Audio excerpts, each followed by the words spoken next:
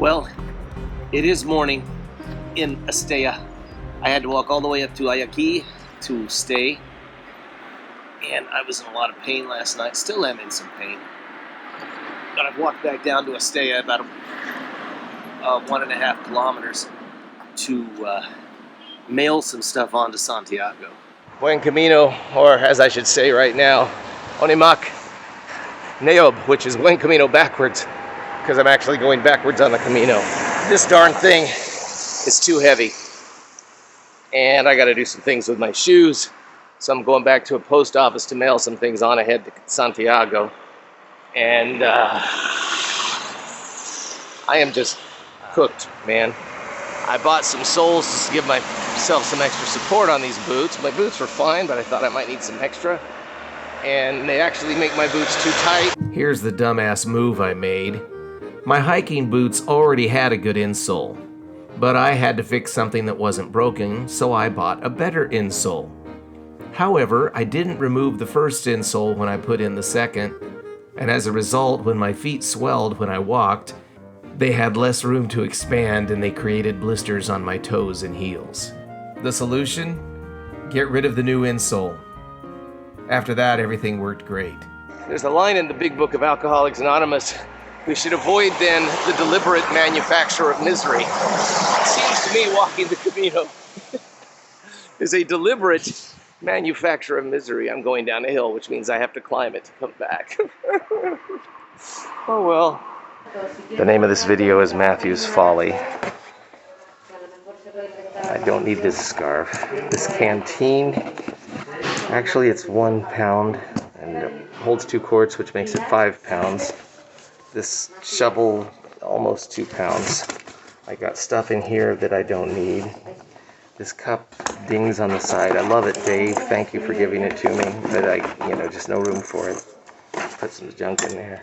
And I had the idea I was going to pack enough shampoo and stuff for 5 weeks, but no. When all said and done, I said I had 3.36 kilograms, or about 7.5 pounds.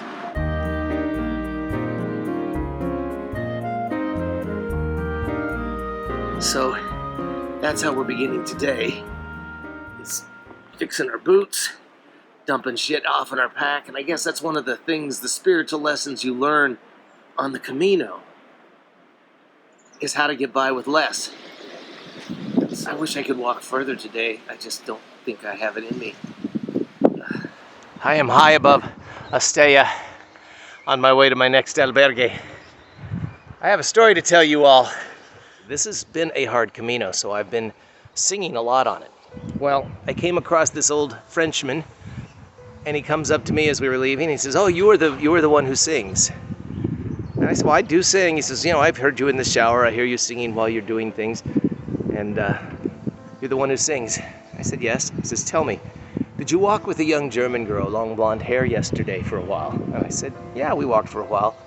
He said, "She told me that yesterday she was ready to give up, and she was exhausted, and she was praying to God, saying, 'Give me strength to keep going.' And this man came along singing Golden Years by David Bowie, and she saw it as a sign and walked with him." So this is a main road. I had to walk kind of like an alley. The Camino took us an alley behind those main streets. Over here we have water where I can fill up my...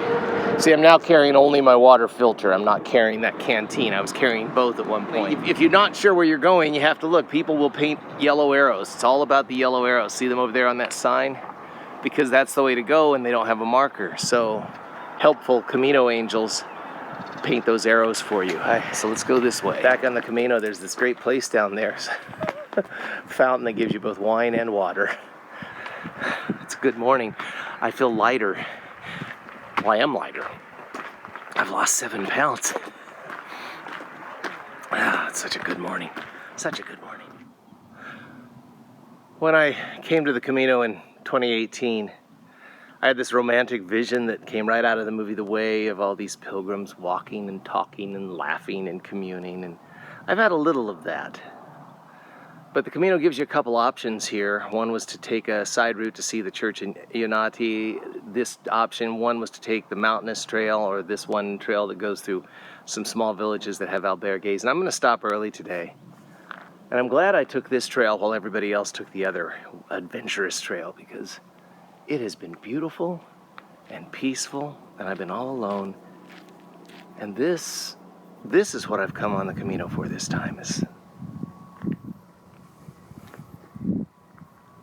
I may have said earlier, I can't remember. You start to lose your memory on the Camino. I may have said earlier, this is a short day. There's the landscape. Up there, let me see if I can zoom in. There are castle ruins up there. Where I'm staying is in a little village down, I think just on the other side of that ridge. Not far.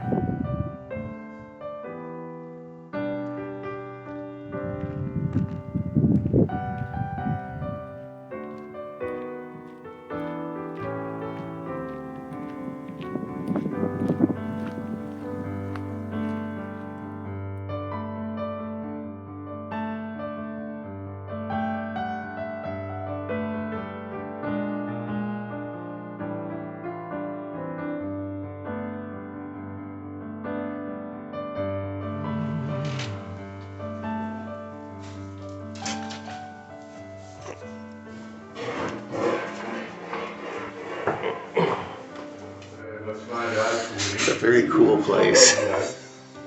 This is where you get a real sense of a pilgrim experience.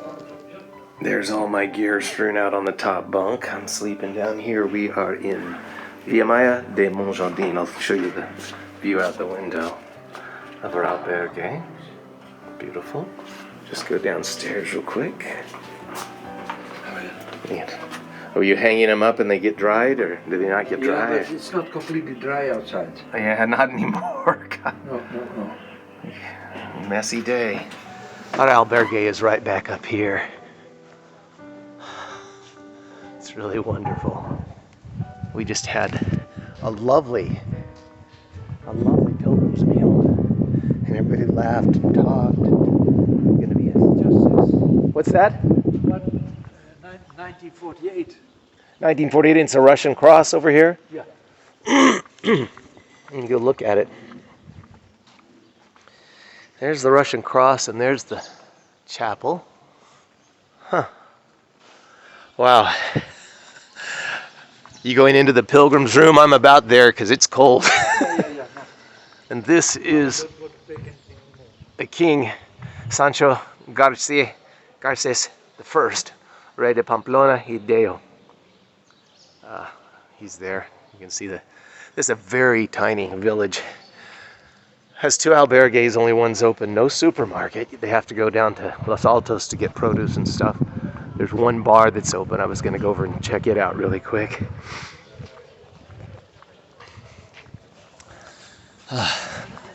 Jose. Just a little bar under tents because it's cold. We're going back over. The pilgrim's room has a fire, so we're going to go over there and get in that fire.